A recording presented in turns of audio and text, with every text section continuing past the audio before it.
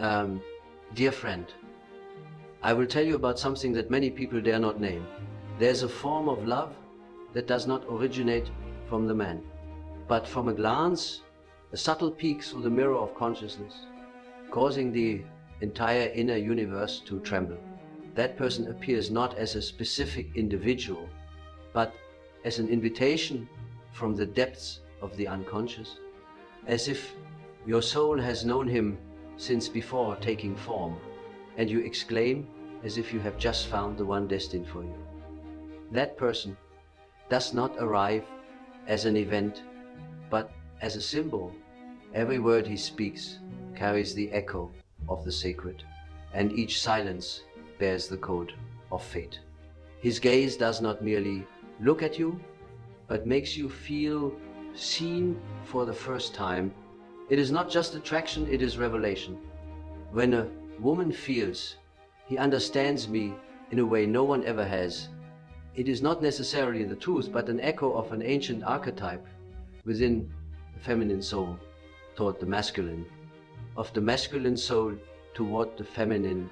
In your case, it might be the image of the poor, the divine child, radiant, like a god who has not yet fallen to earth, forever soaring in the atmosphere of dreams. His love does not come from logic, but from imagery. And the first imagery is the mirror. His gaze is the first mirror in which you have ever seen yourself fully, and because you have never seen yourself like that, you believe he is real. But do you know, reflection is not essence, and the mirror is not the door. In the symbolic analyses I have conducted, an intense reaction to the person opposite is often a sign that the unconscious is summoning an archetype to rise like a breeze skimming across a lake, causing ripples on the surface. But if we only look at the waves without recognizing the lake, we will confuse what comes from within with what comes from without. You love him, but in reality, you are loving the part of yourself reflected in his gaze. That is not wrong. It is a beautiful beginning, like the first light of day, illuminating our face after a deep dream. But remember, light is not the source of light, and initial love is not complete love. I once wrote in Aeon, the man whom a woman loves madly is often the image of her own unconscious archetype. And I would add, precisely when you believe this is destiny, that is often when your destiny is being guided by symbol, not by reality. So, are you ready not to abandon that gaze, but to turn back to the one who saw herself in that gaze? That person is you. The mirror will not disappear. But now, the question is not, does he see me, but who am I seeing in him? From here, the true journey begins, no longer the light of illusion, but the light of awareness. And if you dare to look directly, you will see your own shadow whispering from within the mirror. You have seen a light, and now you begin to see the shadow, not the shadow of that man, but your own shadow, the one that has followed behind that gaze, tiptoeing, yearning, but never named. When you wait for messages, when you interpret every silence, when you lower yourself to cling to a few seconds of warmth from him, you are no longer yourself. You have been transformed. From a soul awakening into a fragile figure, always standing behind and fearing being left behind. That figure, in my view, is the shadow, the rejected part within us, carrying suppressed needs, wounds, and desires. You love him, but he does not see you. Or if he does, it is only a glance at that figure, without truly seeing the woman behind it. Yet you do not leave. Why? Because the shadow within you does not want to leave. I call this unconscious identification with the archetype. You are no longer the subject, you are swept into a loop. Love expectation, hurt self, blame, love again, that closed circle is not destiny, but a labyrinth of the unconscious. People think they are bound by love, but in truth, they are bound by the unhealed part within themselves. And at the center of that labyrinth is a wild child, not you today, but you from the past. That little girl was once abandoned, once yearned to be seen, touched, loved, and now, when that man's gaze lingers, she thinks she has finally been rescued. No, she has not. This is not rescue, it is repetition. And what is repeated is the old wound. Freud called it the compulsion to repeat, while I call it the shadow demanding to be heard. But if you pose, look directly at that child, listen to her cry, instead of trying to make others love her, then you will no longer be controlled. You will begin to do what few dare, converse with the shadow. And I tell you, with all the stillness an analyst can offer, when you can embrace your own shadow, you no longer need a man to feel you exist. When you stop fleeing from the wound and instead step slowly into that pain, you begin to feel something very strange, as if you have just entered a forest never mapped. Silent, dense, no signposts, no words of comfort, only the rustling of leaves and the suffocating sense of familiarity. That is the forest of the unconscious, where primal images and forgotten memories dwell. It is not a place outside, but an inner space existing parallel to you throughout life. But you only touch it when suffering forces you inward, like a door in your house you have never opened. That forest is always there, waiting for you to be brave enough to cross the threshold. Why do I use the image of a forest? Because the forest is an ancient symbol for the unknown, where souls get lost, where fairy tale heroes are tested, and where they find themselves, like Dante, lost in the dark wood midway through life, like Theseus, lost in the Minotaur's labyrinth. You too are lost amid emotions that logic cannot decode. In that darkness, you hear a breath, you turn, no one, but your heart tightens, as if a part of you recognizes that the breath is your own, from long ago. Then you see it, a child, or thin, wide-eyed, clutching an old cloth. It does not run to you. It just looks for a long time, as if waiting to see, will you leave this time? You know that child. It is you, not you today, but the forgotten, wounded version who once waited in vain, who raged unheard. That child is the buried part of the unconscious. And now, in this forest, you have returned. I once said, one does not become enlightened by imagining figures of light, but by making the darkness conscious. This is the moment you do that, not with words, not with reason, but with full presence, by sitting beside that child, not to teach, not to fix, but just to be there. You may recall childhood dreams, times you cried alone in the night, moments you were left in school hallways or in the cold silence of family. Those memories never vanish. They only retreat into the darkness. And now they emerge, not to haunt you, but to seek reconciliation. You realize that child does not need that man to love her. She needs you. She needs the woman. You are becoming strong, conscious, knowing pain and embracing it without rejection. And if you can embrace that child not in fantasy, not in hasty healing, but in the most authentic acceptance, then the forest begins to change. The darkness no longer threatens, but becomes the night sky. The leaves no longer rustle in fear, but become the heartbeat of the earth. And the pristine lake in the midst of the forest, reflecting your face, and the child at once becomes the place where you see your true form. The journey is not over.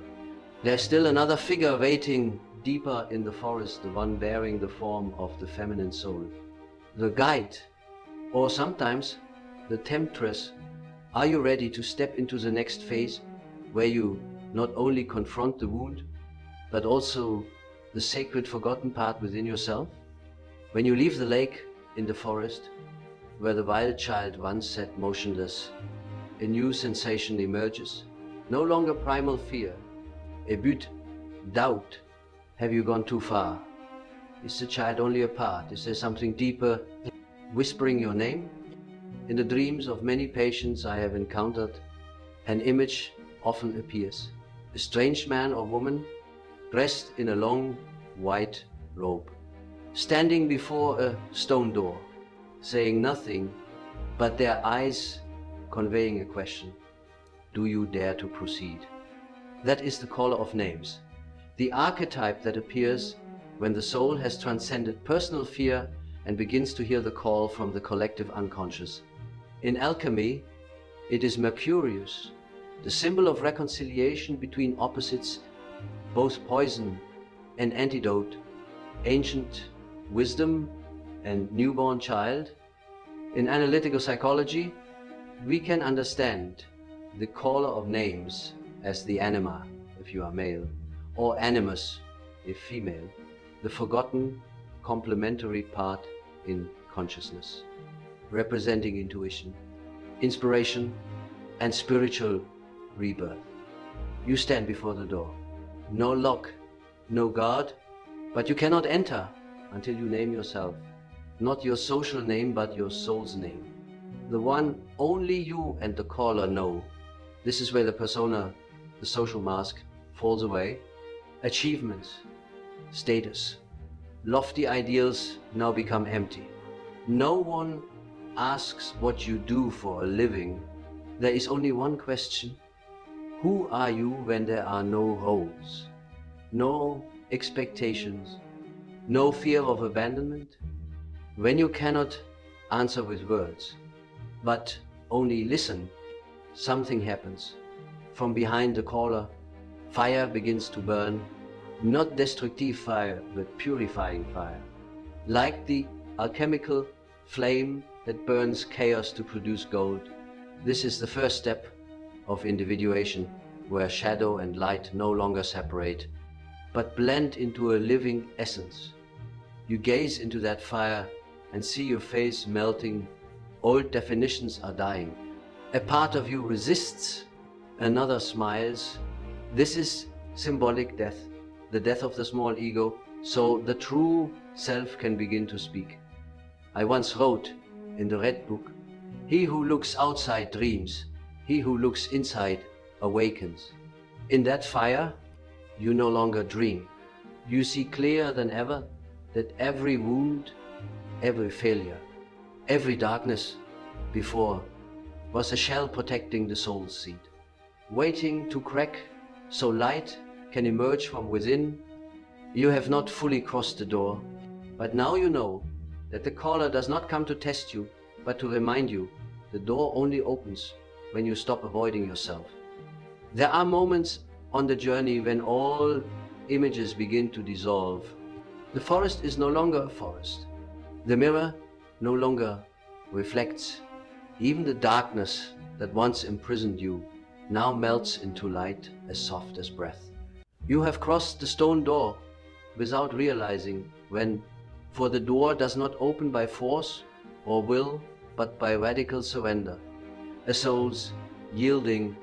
And when you cross, you are no longer the seeker, but become the path itself.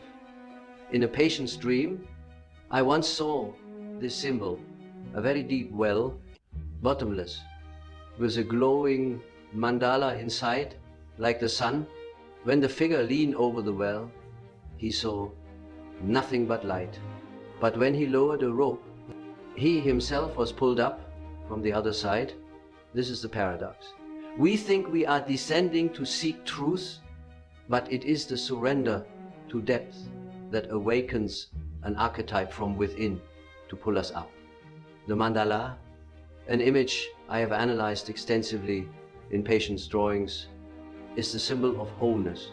A circle with a center where opposites are reconciled, male and female, darkness and light, unconscious and conscious. In the middle of that mandala, what do you see? Not a wise old man, not a great hero, but a child. The golden child, the primal child, puer aeternus. Yourself before wounds, before learning fear, before donning layers of social masks to please the world. That child says nothing, but its gaze holds all the questions you have avoided. Why do I exist? Why do I suffer? Why do I dream recurring dreams? Why does love always push me into the abyss? And you, no longer drowned in questions, begin to whisper answers, not in language, but in presence. When you open your heart, you do not need to understand everything. You only need to feel, and that feeling is the primal language of the soul. This is what I have learned throughout my work with the unconscious, that reason, no matter how sharp, cannot touch the sacred ground the heart has wandered for centuries. In the Red Book, I wrote, the way is within us, but not in God's nor teachings, nor in our power. The path lies within you, not in doctrines, not in power, but in the courageous gaze into darkness, in the gentle embrace of the child once abandoned within you. Now, the light is no longer something external. It comes from your heart, swirling like a living mandala, and each circle is a layer of unconscious reconciled, a shadow turned into wisdom, a fear into compassion, a painful memory into gentle light. The alchemy of the soul has begun. You do not need to know clearly who you are. You do not have to choose between light or darkness, reason or emotion, strength or weakness. You only need to be the place where both can coexist without conflict, without exclusion. When you embrace that golden child, the world within you begins to resonate with a new rhythm, not the chaotic call from unresolved archetypes, but a vibrant silence, a silence like an echo from the collective unconscious, saying, you have returned, but the journey is not over. Returning does not mean stopping. For now, you do not walk alone. You carry within you the child, the caller, the shadow, and the light of the true self, and the world out there awaits you to step back in, no longer as one fleeing darkness, but as one bringing light from within. And thus we move to a new place where individuation is no longer theory, but a concrete life in your actions, love and daily silences, where each breath is a wordless prayer, where the soul stops dreaming and begins to live. You have passed through the dream, embraced the shadow, bowed before the golden child. But one question remains unresolved, not in words, but in a heartbeat. How to live truly with all you have seen? How to bring the symbols back to the world? I once wrote that the self is not a static destination, but a dynamic process, a flow from unconscious to conscious, and from conscious back to unconscious. Thus, individuation is not a finished state. It is continuous movement where you, bearer of shadow, light, pain, love, become the bridge between inner and outer. And this is where the journey truly begins to test you for the world, society, family, work, habits does not change just because you have, it still reflects old roles, where you were the pleaser, the bearer, the weak one, the overly strong, but now returning with new eyes you see everything in a different light. Every behavior is a symbol. Every interaction is a soul's ritual. Every discord is a new invitation to reconcile unintegrated archetypes. You find yourself in a seemingly meaningless conversation, but your soul hears the echo of an ancient archetype. It might be your feminine soul reacting to rejection. It might be the social mask retreating in fear. It might be the inner child feeling ignored. And you, with new awareness, do not react hastily, repose. Like a soul alchemist, you silently ask, what symbol is at work here? What shadow is speaking? This is not easy. In fact, it is far more painful than when you were unconscious. For now, you cannot pretend not to know every shallow word, every hasty reaction, every self-denial leaves a sharp cut on the soul, and you feel it clearly like a sacred wound needing a hand placed upon it. In the Red Book, I wrote, we are not healed by light, but by bringing light into darkness.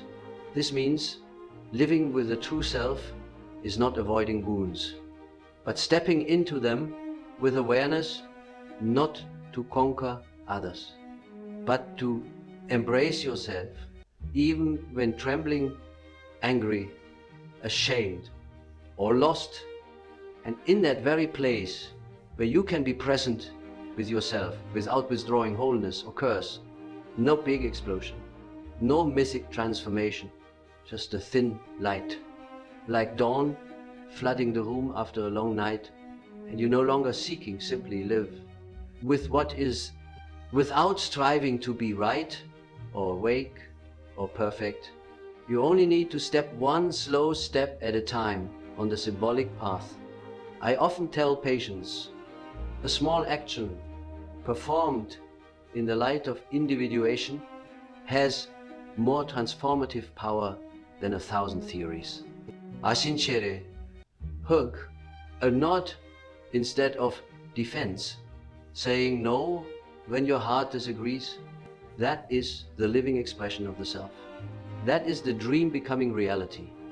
And then you see the old mirror no longer reflects darkness, but an image you never dared look at directly. Yourself no longer fragmented, no longer fleeing, no longer torn between archetypes, but a whole person, imperfect, but real. You may cry, you may be silent, you may laugh, but all are symbols. And you know, the sacred is not far away, but in every action you take with full presence. The shadow, once an enemy, is now a companion. The mirror, once an obsession, is now evidence of growth. And the world where you once felt lost now becomes the stage where you perform the living ritual of an awakened soul. I will not end here, for the journey of individuation never ends. It is a spiraling circle where every ending is a new beginning, and if you listen closely, you will see a new dream is forming. Another door is about to open, and this time you will step through, not with fear, but with the gentle smile of one who knows, I am the path I am walking. The journey does not end for the individual self, even having achieved inner reconciliation, is still only a small wave on the boundless ocean of the self, the archetype of wholeness, encompassing all. We think we have completed the cycle, but in truth, we have only touched the outer edge of the mandala circle, the sacred image signifying wholeness in the human soul. In the unconscious, the true self is not an endpoint, but an ever-present center, around which consciousness gradually orbits like a planet around the sun, never reaching the center, but ceaselessly drawn toward it. At this point, the pilgrim has seen the shadow and brought it home. They have shed the social mask, contacted the anima or animus in dreams and awakenings, but deeper still, as I once recorded in Ion, the self is a living religious experience. That is, we do not merely understand the self, we cannot interpret it with reason, but must live it. Endurate. Let it burn the ego like the sacred fire of the alchemical furnace. Here, the personal unconscious dissolves into the collective unconscious. Dreams are no longer personal, but carry mythic symbols, scriptures, cosmic love and death. One dreams of the serpent eating its tail, Ouroboros. Unaware they have entered the ancient symbol of eternity. Another sees a great flood. Unaware they are reliving the biblical deluge or the primordial era in Babylonian mythology. I once treated a patient, an artist, who repeatedly dreamed of a woman he had never met, but she appeared full of light, leading him through a ruined forest to a circular lake, where he had to wash his eyes. That was not just a dream of healing, it was the image of the anima, the feminine soul in his consciousness appearing as a divine guide. The lake is a symbol of the unconscious, and washing the eyes is the act of purifying old vision to see with the eyes of the soul. Precisely at this deepest place, symbols are no longer mine or yours. They belong to humanity. They are living memories in the blood, myths whispering beneath sleep. An invisible lineage felt through dreams. When I study ancient Tibetan mandalas or gaze at drawings by mental patients, I do not see disorder, but an instinctive effort to recreate sacred order. They draw circles, crosses, spiraling stairs, all ancient symbols reenacted by a soul trying to find its way back to the center. No one taught them that it is the life of the collective unconscious arising when the ego runs out of words. You are the same when you sit quietly with a cup of tea or place a flower in a vase.